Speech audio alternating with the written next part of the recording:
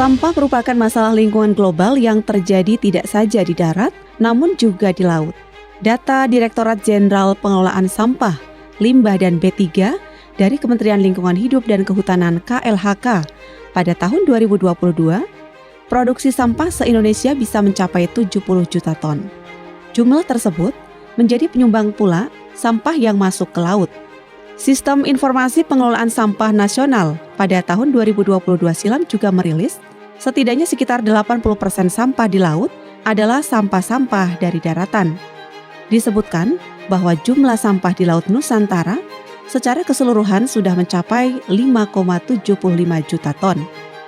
Di Kendari, Sulawesi Tenggara, teranyar data dari Dinas Lingkungan Hidup dan Kehutanan DLHK merilis bahwa produksi sampah di Teluk Kendari meningkat. Pada 2021, sampah yang masuk ke laut tercatat 1 ton per hari. Lalu pada 2022, tercatat bisa mencapai 2 ton per hari.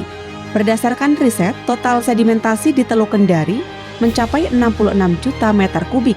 Sebagian besar sedimentasi ini berasal dari aliran 13 sungai yang bermuara di Teluk Kendari, termasuk kawasan reklamasi. Diperkirakan, 4% dari total sedimentasi atau sekitar 2,6 juta meter kubik merupakan sampah plastik. Pemerintah Kota Kendari bersama stakeholder melakukan aksi bersih-bersih Teluk Kendari. Ini dilakukan dalam momentum Hari Ulang Tahun Kendari yang ke-192. Dari kegiatan ini, terkumpul 104 kantung sampah yang diangkat dari Teluk Kendari. Pendangkalan Teluk Kendari tidak hanya disebabkan sedimentasi dari aliran sungai. Minimnya kesadaran membuang sampah di wilayah perairan menjadi salah satu pemicu. Tiap tahun, produksi sampah Teluk Kendari terus menunjukkan grafik peningkatan. Jika tahun 2021 lalu hanya sekitar 1 ton per hari, kini meningkat menjadi 2 ton per hari.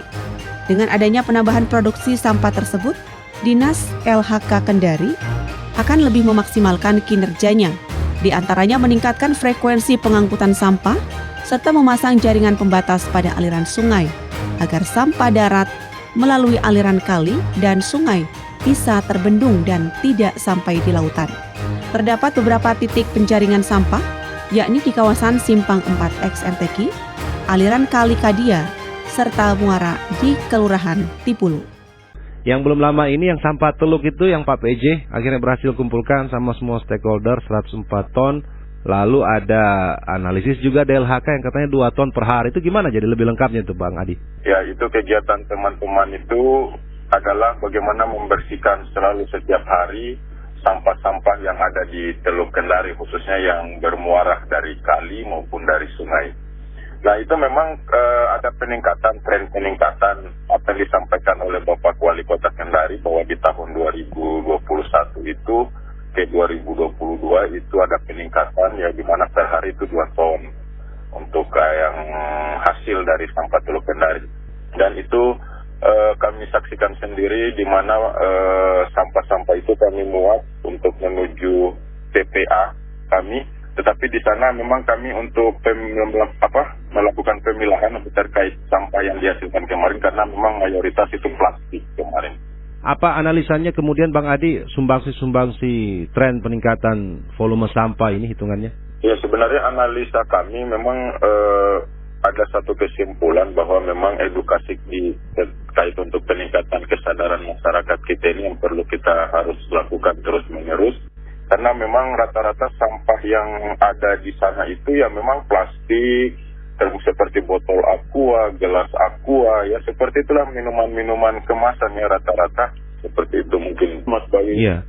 Jadi Bang Adi ada langkah konkretnya lagi Bang Adi untuk mengurangi volume sampah khususnya wilayah pesisir.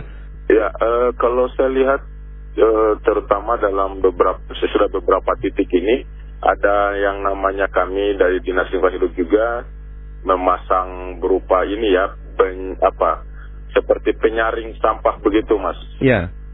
Jadi pintu-pintu keluar pintu-pintu keluar air yang menuju ke Teluk Kendari itu kami pasang beberapa titik seperti di Kali Kadia, alhamdulillah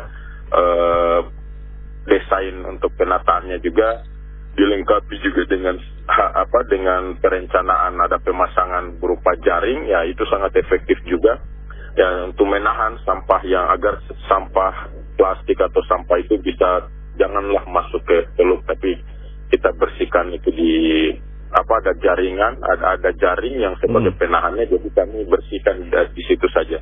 Selain Kali Kadia mungkin di mana-mana lagi nanti akan dipasangkan demikian ini Bang Adi? Yang sudah kita pasangkan di MTQ, itu DLHK yang pasang. Kemudian kemarin juga sempat kami bekerja sama dengan salah satu organisasi kemasyarakatan.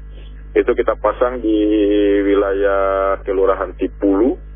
Itu ada beberapa titik kali itu kami pasang juga jaring-jaring penahan sampah. Ya tentunya masih perlu harus banyak lagi, Pak Bayu. Jadi nanti yang terjaring di sampah ini, yang eksekusi nanti warga ini atau teman-teman DLH ini Bang Adi? DLHK Pak, DLHK. Jadi kami dengan berbagai divisi yang ada ini, khususnya untuk penanganan sampah teluk, di bawah kami ada divisi pesisir. Nah, itu tugasnya memang selalu mengkontrol sampah-sampah yang ada di wilayah Tambat Labu dan sekitarnya. Ya, mereka bawa naik di darat sampahnya dan kami dari bidang persampahan yang selalu mengangkut setiap hari, Pak Bayu. Adi Jaya menambahkan DLHK terus berupaya agar persoalan sampah bisa tertangani.